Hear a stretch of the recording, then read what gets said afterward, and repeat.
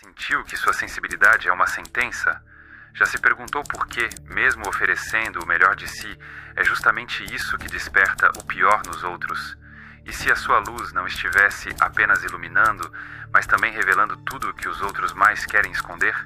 Conheça todas as teorias, domine todas as técnicas, mas ao tocar uma alma humana, seja apenas outra alma humana. Carl Jung. Nós falamos de empatia como se fosse uma virtude luminosa, mas e se for também uma maldição silenciosa? Você estende a mão para aliviar a dor de alguém e, sem entender como, essa mesma mão é mordida. Você oferece acolhimento e recebe silêncio, oferece verdade e recebe crítica. E então começa a se perguntar: será que sou eu o problema? Talvez não. Talvez você seja apenas o espelho que os outros não suportam encarar, porque onde há luz, há sombra. E Jung, que caminhou fundo pelo subterrâneo da alma humana, nos alertou.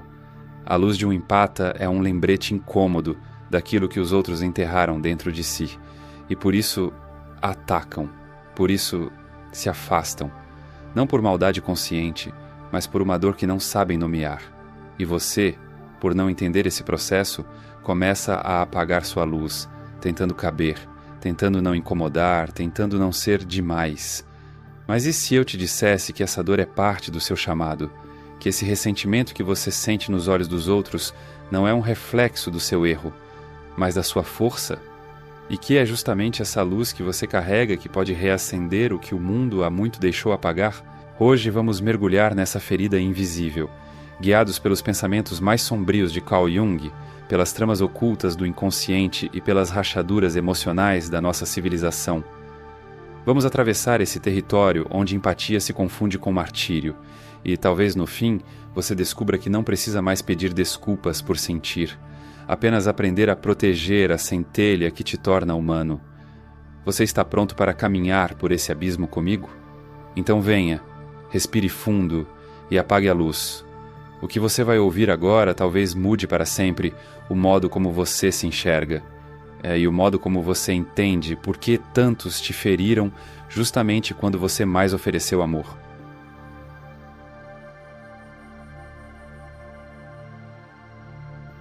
É curioso como os olhos mais acolhedores do mundo frequentemente escondem as maiores cicatrizes.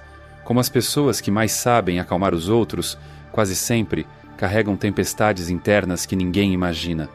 E talvez a pergunta mais dolorosa que ronda essas almas sensíveis seja por que é tão comum que quem mais ama seja justamente quem mais sofre?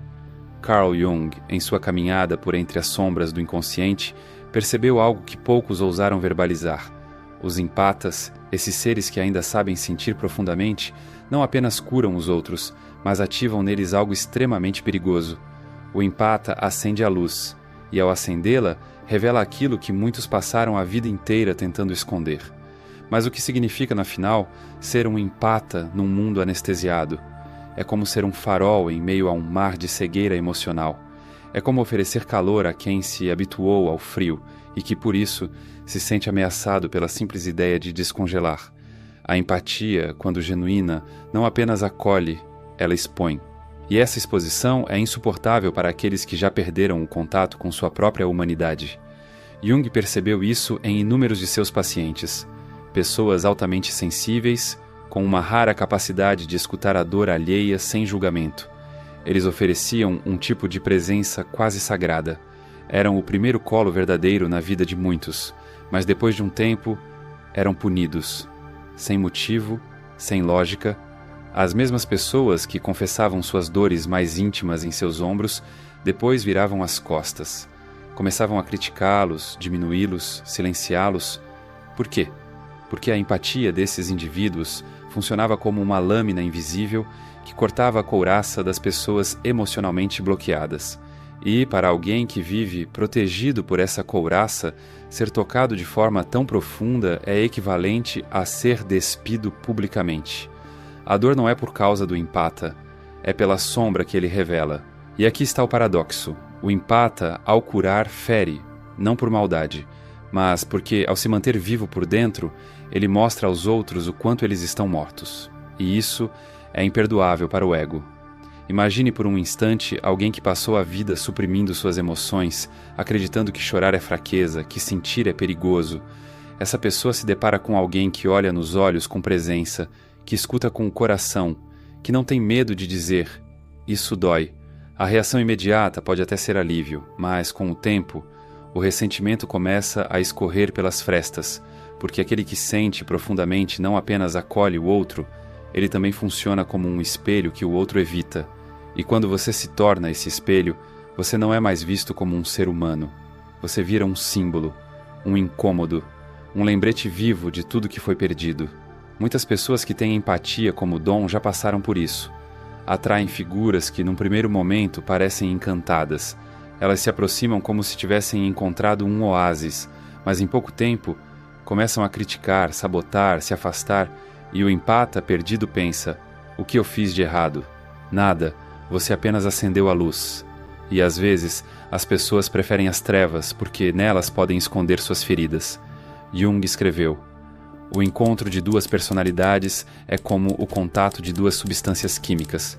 Se houver alguma reação, ambas se transformam. Mas o que acontece quando uma das substâncias resiste à transformação? Quando prefere destruir o reagente para manter intacta a própria ilusão? Você se torna o inimigo, mesmo sendo o curador. Você vira o problema, mesmo sendo o único que escutou com verdade. Essa é a tragédia do empata.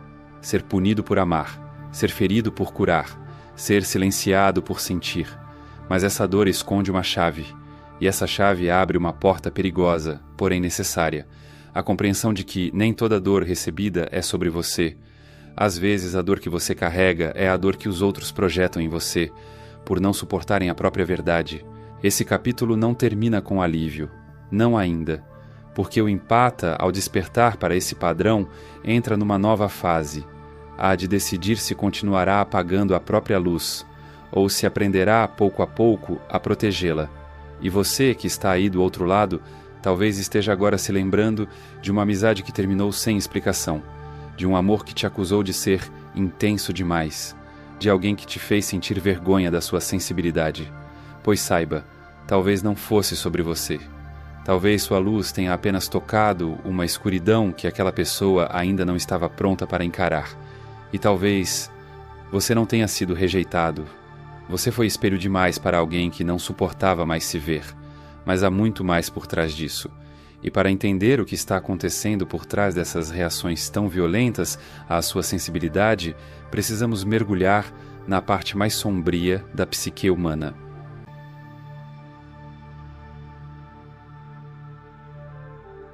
Imagine por um instante estar diante de um espelho que não reflete o que você gostaria de ver. Um espelho que não mostra seu melhor ângulo, sua persona socialmente aceitável ou suas conquistas cuidadosamente editadas para o feed, mas que revela o que você passou a vida inteira tentando enterrar, o que você jurou que não era, o que você aprendeu a esconder até de si mesmo. É disso que Jung falava quando escreveu sobre a sombra. E talvez essa seja uma das ideias mais mal compreendidas da psicologia analítica.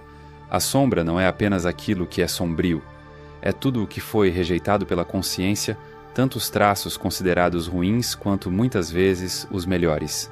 Sua sensibilidade, sua capacidade de amar profundamente, seu desejo por liberdade, sua vontade de gritar num mundo que exige silêncio. Tudo isso, se não foi aceito no meio onde você cresceu, foi banido para esse porão psíquico onde a alma vai sufocando, devagar. Agora imagine o que acontece quando alguém, um empata, por exemplo, aparece na sua vida e te mostra com a própria presença tudo aquilo que você enterrou. Você o destrói, ou tenta, porque o empata se torna, sem querer, o espelho da sombra dos outros. Ele não está apontando defeitos, ele não está julgando, ele apenas é. E esse ser autêntico é insuportável para quem vive escondido atrás de máscaras. Jung observou isso com clareza brutal em seus pacientes. Muitos deles, após conviverem com pessoas altamente autênticas e emocionalmente vivas, reagiam com hostilidade irracional. Não porque essas pessoas os atacavam, mas porque os ativavam.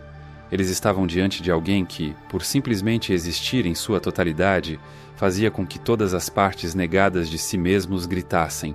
Era como se o empata encarnasse aquilo que eles mataram dentro de si: a pureza, a entrega, o amor, a vulnerabilidade, a verdade.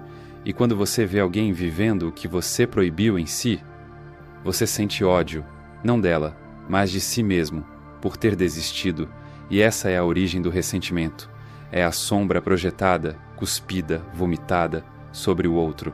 Jung escreveu: tudo que nos irrita nos outros pode nos levar a uma melhor compreensão de nós mesmos, mas poucos têm coragem de fazer esse trabalho. É mais fácil demonizar o outro do que reconhecer que aquilo que nos irrita é, na verdade, uma parte nossa sufocada. Pense nas frases que você já ouviu. Você é muito intenso. Você precisa parar de sentir tanto. Você tem que ser mais racional. Você leva tudo para o lado pessoal. Essas frases não vêm de um lugar de sabedoria. Elas vêm de um lugar ferido.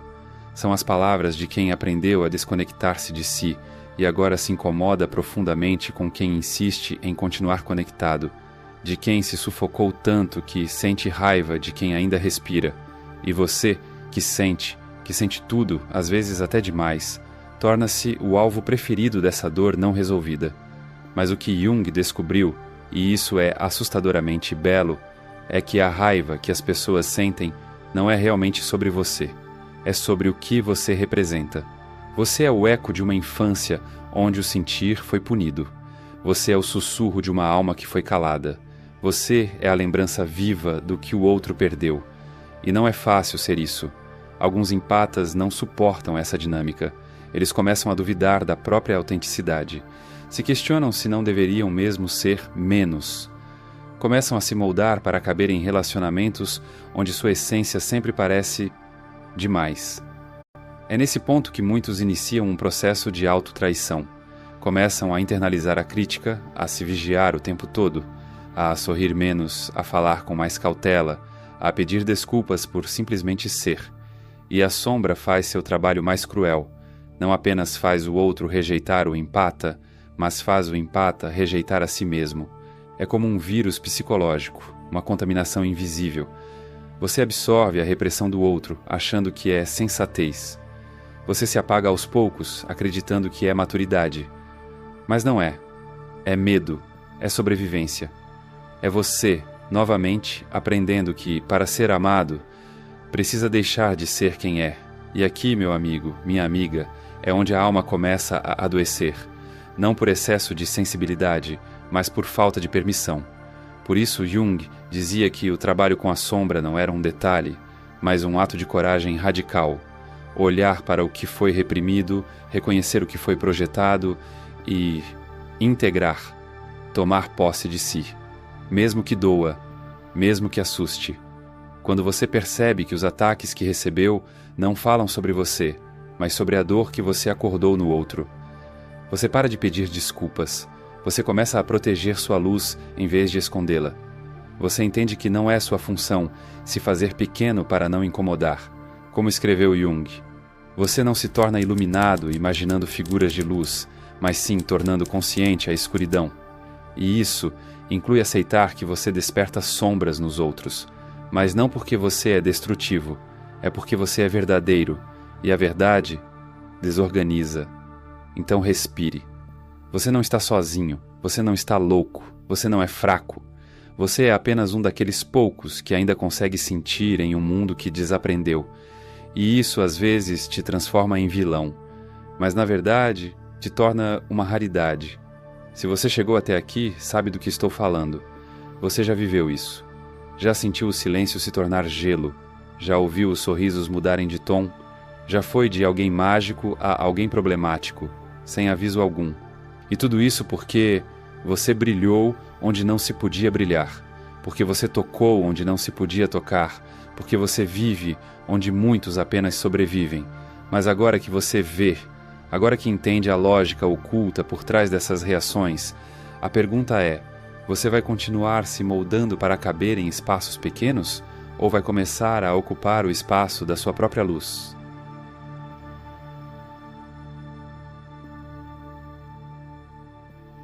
Eles não vestem preto, não chegam com tochas acesas nem com fúria explícita.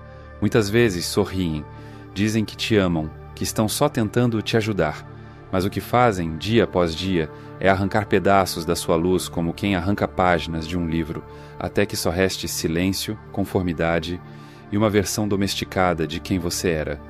Carl Jung os viu repetidamente. Pacientes seus, empáticos, doces, intensos, começavam cheios de brilho nos olhos e terminavam reduzidos a um cansaço sem nome. Não por doenças físicas, mas por convivência com agentes invisíveis de repressão emocional. Ele identificou 4 padrões de comportamento que, de forma sutil ou escancarada, sabotam a integridade emocional dos empatas. Eles são os policiais da sensibilidade, os vigias do inconsciente coletivo, os arautos da normose. Mas nós vamos chamá-los pelo nome que merecem, porque nomear, neste caso, é o primeiro passo para desarmar. Tipo 1. O crítico emocional. Você é sensível demais. Ele não grita, ele pontua. Você precisa ser mais racional. Não dá para levar tudo para o lado pessoal. Para de exagerar. Esse é o guardião da anestesia coletiva. Sua função é garantir que ninguém transborde, que ninguém sinta demais, que ninguém incomode o status quo emocional. O empata, ao expressar sua verdade, mesmo com doçura, se torna um risco, porque mostra sem querer que é possível viver fora da armadura. E o crítico não suporta isso, porque ele mesmo vestiu essa armadura desde cedo, aprendeu a sufocar o choro, a racionalizar a dor, a esconder a alma em roupas sociais. Por isso, ele não suporta ver alguém sentindo. A autenticidade do empata o denuncia. Jung chamava isso de reação de vergonha projetada. Quando alguém vê no outro aquilo que renegou em si, o impulso imediato é censurar. E o mais trágico? Muitos empatas, ao serem repetidamente podados, começam a duvidar de si. Passam a se editar, a medir palavras, a sorrir quando estão tristes, a ficar em silêncio quando queriam gritar. É assim que a luz se apaga, gota a gota. Tipo 2. O atacante da autenticidade. Você é estranho, dramático, intenso. Este não corrige, ele ridiculariza. É aquele que torce o rosto quando você expõe algo íntimo, que solta uma risada seca quando você compartilha uma vulnerabilidade, que diz que você é demais, que chama sua dor de melodrama. Este tipo construiu toda a sua existência sobre um personagem socialmente aceitável. Ele não suporta a autenticidade porque ela desmascara sua performance. O empata, nesse caso, representa uma ameaça à sua falsa estabilidade, porque mostra que é possível viver sem máscaras, e isso o enlouquece. Jung via esse padrão como um colapso da persona, quando a máscara não sustenta mais a distância entre o que se mostra e o que se sente. E, em vez de olhar para si, o atacante mira no espelho, no empata. A violência nunca é física, ela é simbólica, é no olhar de desprezo, é no deboche disfarçado de brincadeira, é nas entrelinhas que dizem, você devia se ajustar. E o empata, nesse ambiente, começa a encolher, a tentar parecer normal, a esconder seus rituais emocionais, a silenciar suas intuições, e pouco a pouco morre, sem que ninguém perceba. Tipo 3. O violador da vulnerabilidade. Você confia demais, acorda. Esse é mais perigoso, porque se aproxima como quem vai acolher, mas na primeira chance usa sua abertura contra você. É o tipo que ouve suas dores, e depois as transforma em munição, que se alimenta da sua fragilidade para manipular, controlar ou invalidar, que diz que você precisa se blindar, mas na verdade quer que você se feche. Ele tem medo, muito medo, não do mundo, mas do afeto, porque foi ferido, porque já confiou e foi traído, e por isso odeia quem ainda consegue confiar. O empata, com sua abertura emocional, é um escândalo para ele, um lembrete de que a vulnerabilidade ainda é possível, e portanto, ele ainda está machucado. Jung via isso como um trauma não resolvido sendo projetado sobre quem ainda tem esperança. É como se a empatia do outro fosse uma ofensa pessoal, como se dissesse, você deveria estar desconfiado como eu. Você deveria estar fechado como eu. Você ainda acredita? Que ingenuidade ridícula. E o empata, mais uma vez, é ensinado a duvidar da sua bondade, a confundir amor com fraqueza, a endurecer o coração. Tipo 4. O redutor de luz. Você precisa se ajustar, você vai se machucar assim. Este é sutil e muitas vezes vem travestido de proteção. Estou dizendo isso porque me preocupo com você. Esse seu jeito vai te causar problemas. Melhor você se segurar. É o inimigo invisível da alma. Porque suas palavras não são ataques, são conselhos, mas conselhos baseados em medo, não em sabedoria. Esse tipo não quer apagar sua luz por maldade. Ele apenas não suporta ver alguém brilhar onde ele aprendeu a se esconder. O brilho do empata o constrange. Ele se sente pequeno, insuficiente, fraco. E então, sem perceber, tenta apagar o outro, para aliviar seu incômodo. Jung chamava esse fenômeno de inveja inconsciente da alma, uma inveja não do que o outro tem, mas do que o outro ainda é.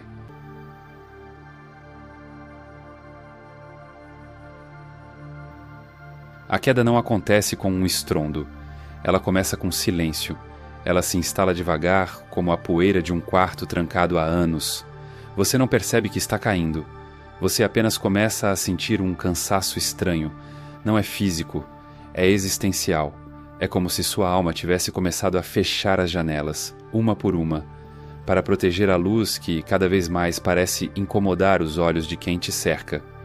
Carl Jung dizia que o sofrimento neurótico surge quando a alma não encontra espaço para se manifestar na vida, e o empata, ao silenciar sua sensibilidade para caber em um mundo emocionalmente cego, começa a se tornar refém de sua própria compressão. A primeira fase dessa queda é invisível aos outros. Você continua sorrindo, continua sendo o conselheiro, o suporte, o colo, mas algo dentro de você já começou a ruir. Você começa a se perguntar se realmente sente demais. Começa a se observar o tempo todo, como se houvesse uma plateia invisível julgando seus gestos. Você começa a negociar consigo mesmo. Talvez eu precise mesmo ser mais frio. Talvez sentir tudo isso seja mesmo um defeito. Talvez o problema seja eu. E é aí que o pior tipo de traição acontece, a autotraição emocional. Você, que nasceu para traduzir o que os outros não conseguem sentir, começa a duvidar da sua linguagem. Você que ouve o mundo com o coração começa a se silenciar, não porque parou de sentir, mas porque passou a sentir vergonha de sentir. E isso não é força, isso é sobrevivência. Jung chamou esse fenômeno de alienação da função sentimento. O empata, cercado por vozes externas que o acusam de ser exagerado, frágil ou ingênuo, começa a desconectar-se de sua bússola emocional. Ele continua caminhando, mas sem direção. E assim o dom vira maldição, a sensibilidade vira fardo, a empatia vira exaustão. Você começa a se relacionar com pessoas que não te enxergam, a aceitar migalhas como se fossem banquetes, a permanecer onde a alma implora para sair, porque em algum nível profundo você acredita que não merece mais do que isso. Afinal, foi o que o mundo te ensinou, que ser inteiro é ser demais, e que ser demais é ser descartável. Mas há algo que o mundo não sabe. Os empatas caem, mas não quebram. Eles se dobram, mas não se apagam. Porque há uma centelha dentro deles que não morre, apenas adormece. E um dia, num silêncio mais profundo que a dor, essa centelha reacende. Às vezes é numa conversa com um estranho que finalmente te vê. Às vezes é lendo um livro que parece ter sido escrito para você. Às vezes é olhando para o espelho com os olhos marejados e dizendo: eu não vou mais me abandonar. Essa é a virada, não é mágica, não é imediata, mas é o início da individuação, como diria Jung. O processo de se tornar quem você é. Mesmo que isso custe a sua antiga imagem, seus antigos vínculos, sua velha vida. E aqui começa a ascensão, não para os céus, mas para dentro. Você começa a revisitar cada lugar em que se encolheu para caber, cada relação onde apagou sua luz para que o outro não se sentisse ofuscado, cada momento em que sua empatia foi explorada por aqueles que só sabiam absorver, nunca devolver. E você começa a dizer: não mais, não com raiva, mas com consciência. Você percebe que proteger sua luz é um ato de amor, não egoísmo. Porque quem se apaga para manter os outros confortáveis torna-se cúmplice da escuridão alheia. Jung dizia que todo encontro significativo gera transformação, mas às vezes essa transformação não é recíproca. Você ilumina e o outro foge, você oferece e o outro consome, você entrega sua essência e o outro a rejeita, porque ela é intensa demais para olhos treinados a ver só o raso. A ascensão, então, não é se vingar, não é gritar, não é provar nada. É parar de se oferecer como espelho para quem não quer se ver. É reconhecer: minha sensibilidade não é problema, é filtro, é bússola, é portal. Você começa a buscar outro tipo de vínculo, não mais aqueles que pedem que você diminua o tom, mas os que dizem: fala mais, me mostra esse mundo que você sente. Você começa a criar sua tribo emocional, gente que não te rotula como intenso, mas te agradece por ser inteiro. Gente que também caiu, gente que já queimou por dentro, mas não apagou. E aí você entende o que Jung quis dizer com integração. Não é virar um ser iluminado, é parar de brigar com as partes que doem, é entender que sua escuridão também te moldou, e que sua luz agora não serve mais para agradar, mas para guiar. Você começa a servir não com sacrifício, mas com discernimento. Você ajuda sem se dissolver. Você escuta sem absorver. Você ama sem se perder. Essa é a verdadeira ascensão do empata. Não é deixar de sentir, é sentir com estrutura, é olhar para o mundo com o mesmo coração, mas agora com espinhos onde antes havia apenas entrega. E quando te perguntarem: por que você mudou? Você poderá responder com a voz calma de quem voltou de um abismo: porque eu quase desapareci, mas decidi me reconstruir. E essa reconstrução é sagrada, é lenta, dolorosa, solitária às vezes, mas é real. Você já não implora mais para ser aceito. Você não explica mais quem é para quem não está pronto para ver. Você não convence mais ninguém do valor da sua empatia. Você apenas vive e, ao viver, inspira.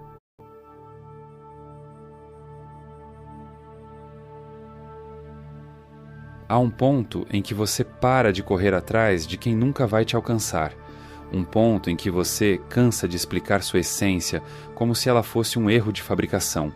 Você acorda e percebe: talvez o mundo não precise entender sua luz, apenas que você aprenda a protegê-la. E isso, para um empata, é um parto. Porque a empatia nasce aberta, ela se derrama, ela acolhe antes mesmo de ser convidada, ela sente antes mesmo de ser tocada. Mas chega um momento, e se você está aqui, talvez já tenha vivido isso, em que se doar incondicionalmente começa a custar caro demais. Custa energia, custa saúde mental, custa identidade, custa alma. É nesse momento que algo muda. Você percebe que não pode mais entregar o melhor de si para quem só sabe esvaziar, não por vingança, mas por amor próprio. Carl Jung dizia que toda luz carrega uma sombra e que toda tentativa de brilhar sem consciência corre o risco de se transformar em combustão. E a maioria dos empatas, ao tentar ser luz para todos, termina se tornando carvão. Esmagados por expectativas, esmagados por projeções, esmagados pela solidão de serem os únicos sentindo tudo numa sala onde ninguém mais sente nada. Cuidar da própria luz não é se isolar.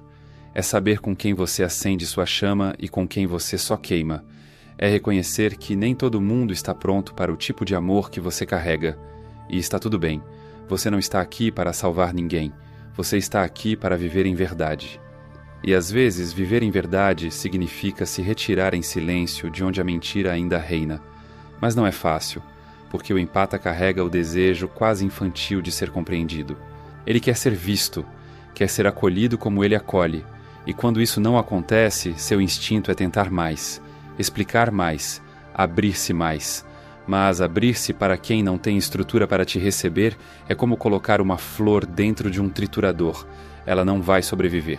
Então você começa a aprender. Devagar, com dor, mas aprende. Aprende que amor não é insistência. Que empatia sem filtro vira absorção.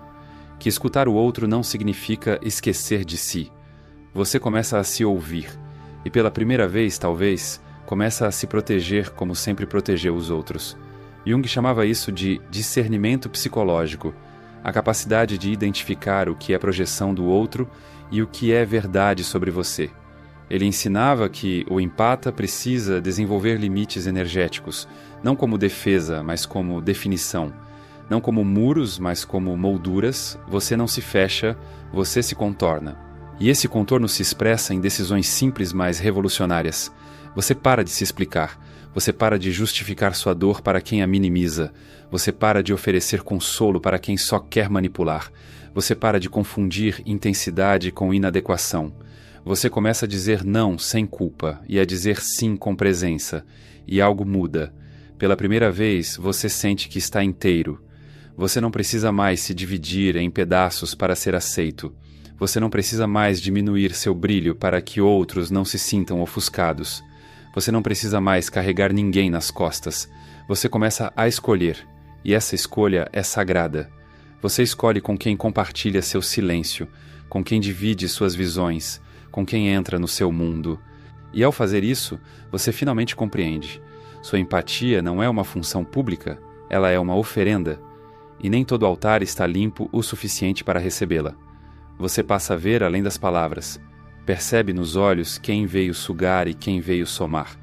E sem raiva, apenas com lucidez, você se afasta dos que apenas consomem sua luz. Porque você já entendeu, se não cuidar dela, ninguém cuidará. E a beleza disso tudo é que, quando você para de se oferecer para quem te apaga, começa a atrair quem te acende. Outros empatas conscientes.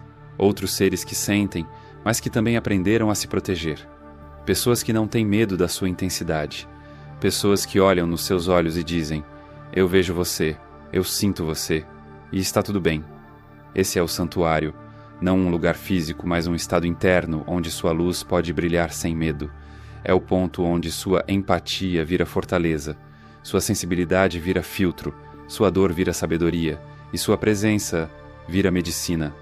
Jung dizia que o empata, quando integrado, se torna farol, não para guiar todos, mas para lembrar aqueles que esqueceram como é estar vivo. E você só pode ser farol se mantiver sua chama protegida do vento. Então, agora que você chegou até aqui, a pergunta não é mais se você é sensível demais. A pergunta é: você vai continuar entregando sua luz a olhos que só sabem fechar-se, ou vai começar a guardá-la para os que um dia estiverem prontos para enxergar? Você não precisa mais apagar nada, você só precisa escolher onde acender.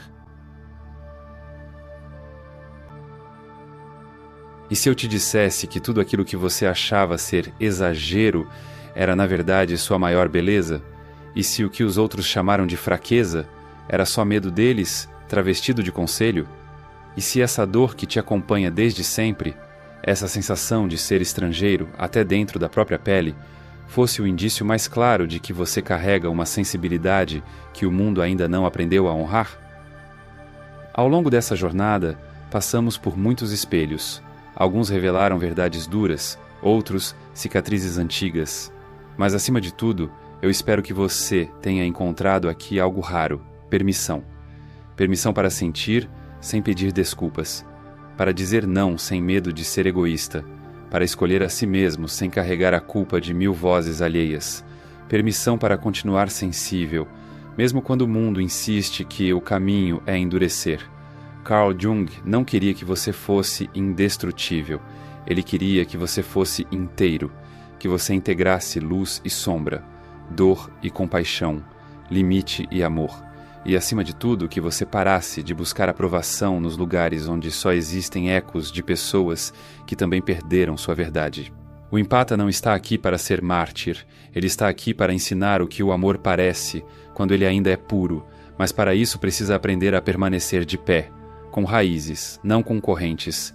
E se tudo isso que você viveu, todos os ataques, rejeições, abandonos, não foram sinais de que havia algo errado com você, mas sim de que você carrega algo que o outro ainda não está pronto para encarar, talvez você não precise mais se explicar, nem se ajustar, nem implorar. Talvez o tempo agora seja de recolher-se com dignidade e brilhar com consciência, porque quem te acusa de ser intenso demais, talvez seja só alguém que se esqueceu do que é sentir. E você não está aqui para lembrar a força, você está aqui para ser o que é, e isso por si só já é um milagre. Eu me lembro de uma noite, anos atrás, em que sentei sozinho na varanda. Tinha acabado de sair de mais uma relação onde fui acusado de ser difícil de lidar. Tradução: eu sentia demais, falava de coisas profundas, me emocionava com silêncios, queria vínculos reais. Naquela noite, o céu estava escuro, mas uma estrela solitária insistia em brilhar, e foi olhando para ela que eu percebi: Ela não precisava do aplauso das outras. Ela existia. E isso bastava. Hoje, talvez você seja essa estrela. Solitária sim, mas acesa. E isso muda tudo. Obrigado por estar aqui. Por caminhar comigo por esses corredores escuros da alma.